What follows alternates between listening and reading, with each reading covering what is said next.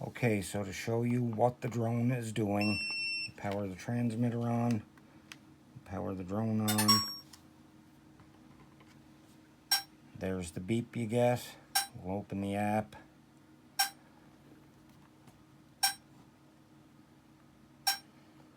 So you can see it's not connected to the transmitter. Now you can see it just connected, transmitter connected to the phone, but we get no connection from the drone to the transmitter. We just have our lights on, solid lights on the back, nothing on the bottom. The drone just beeps constantly. See if we can go connection guide.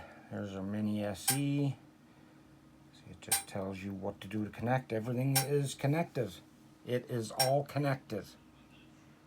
I don't know what is going on. It just did this one day. I had it out for a flight. I turned it off, landed it, turned it off, put it away, took it out again a few days later, powered it up, and this is what it's been doing ever since.